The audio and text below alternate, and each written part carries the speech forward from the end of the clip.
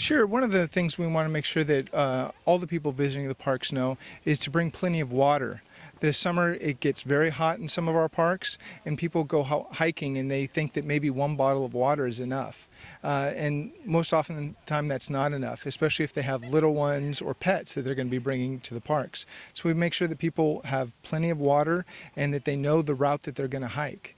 Because sometimes when people go out for a hike, they're not really exactly sure where they're going to go. So they're just going to kind of go out, and next thing you know, they're very tired and they're only halfway because they have to work their way back. So we make sure that people know which route they're going to go, so that way they can come back at a safe and reasonable time.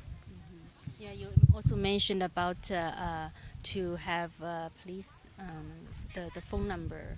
Oh yes, absolutely. If you're going to visit any one of the East Bay Regional Park District parks, to make sure you have our phone number in your cell phone, and that's 510-881-1833, and that will actually help expedite any kind of help that you might need. It's going to get our officers to you that much faster. But people usually think 911. Right, so when people call 911, depending on where they're at, if it's, say, in the city of Fremont, they may call 911 and it may go to Fremont, or depending on where they're at, it may go to the California Highway Patrol. And then it's going to take some delay as the dispatch centers for those agencies determine where you're at and then transfer you to the East Bay Regional Park District. That amount of time, especially if someone is in desperate need of help, can be a delay, and that's something that we want to eliminate. Okay, so it's a good idea to keep the phone number in the cell phone. Absolutely. But in some cases, maybe the signals might not be good. Right. So that's something that when you're out walking, to make sure that you know where you're going to be walking, because there are some areas of the park district that have dense foliage, or that you will not be able to get a cellular signal. So make sure you know where you can get a cellular signal, so that way if you do need help, you can move to that location, so that way you can call. That's right. Yeah. So also you mentioned for example, the Mission Peaks. Actually, a lot of Chinese community members like the park. Mm-hmm. So what are the special things they should?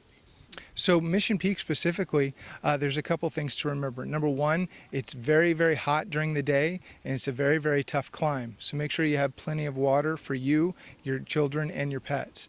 The second thing is that Mission Peak has curfew hours that are adjusted depending on the summer because it is so active. So make sure that you know the park district's curfew, and so that way when you can go into the park and when you have to be out, because our officers will go out and make sure that the people are out of the park, but we don't want anybody to not be aware of what the park curfew is and what the limitations are. Yeah, and last year I went to the park, and the officer there actually showed us a proper shoes to wear, especially. Oh, absolutely. Because it is gravel like we're walking on today, make sure you have appropriate footwear. The biggest thing is twisted ankles. People slip and they have twisted ankles. So hiking in sandals is not advised. Make sure that you have some good sturdy shoes that will provide support to your ankles. Yeah, and there's also accidents happening there, with the cows, I heard. Yeah, that area is also used for grazing of cows, and people actually pay to come out and graze cows on the district lands. The best thing to do is leave them alone. One of the things that we'll have is people that want to take a photo with the cow or pet the cow. They're not pets. Make sure that you just leave them alone, and especially don't get between a young cow and a mom cow, because they'll think that you're trying to get in between them, and it could be dangerous.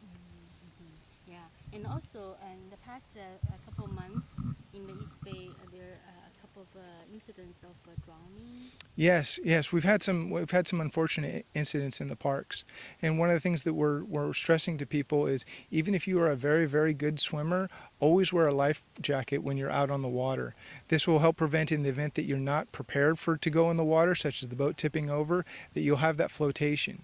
One of the things that I tell people is that generally when they're ready to go swimming, they'll put on a swimming suit and maybe take off some outer layers. But if they're on a boat, they might be in jeans, heavy clothes that will definitely make it more difficult for them to swim.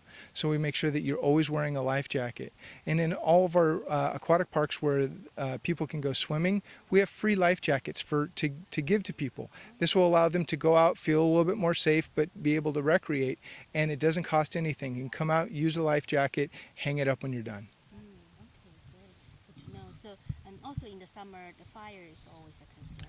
always a concern. One of the things that we've changed recently in the East Bay Regional Park District is there's no smoking throughout any of the East Bay Regional Park Districts.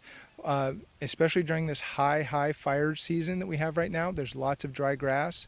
So make sure that you're making sure that you're not smoking in the park district, but no matter where you're at, don't discard your cigarettes. Make sure that they're out completely before you throw them away. That goes for our campsites. When you're camping, you may pour on some water on a campfire and think that it's out, but unless you're willing to put your hand in it, then it's out. Then you pour enough water in there so that way you feel that there's absolutely no heat coming off of it. Stir it up with a stick and pour more water on it. And when you think it's out, pour some more water on it.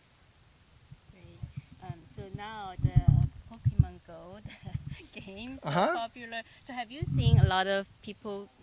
How are the turnouts in the park? We've actually seen a huge increase in Pokemon Go throughout the park district. 2 weeks ago, we actually went out to one of our parks with some of our officers and played Pokemon Go with some of the park users.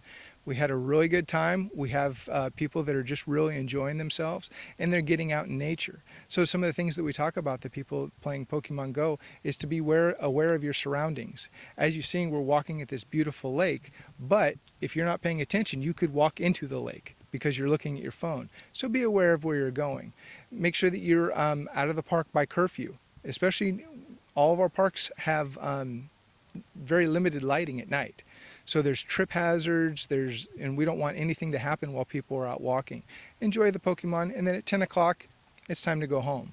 We absolutely love interacting with people, so come up and talk to us and tell us about what you're doing, because that's the only way we get to know about what's going on in the parks. Yeah. So any other safety tips you would like? One of the biggest things that we always need to remember is to be aware of your surroundings. And that goes for whether you're in the parks or outside of the parks. Always look up and be aware of what's going on. There's traffic, there's increased people in the parks, so make sure that you're aware of what's going on. As you can see today, we have horses, we have dogs, we have runners, we have walkers. So be aware of your surroundings, so that way we don't have any conflict of people walking into each other or getting hurt. Okay, great. Thank you. Absolutely.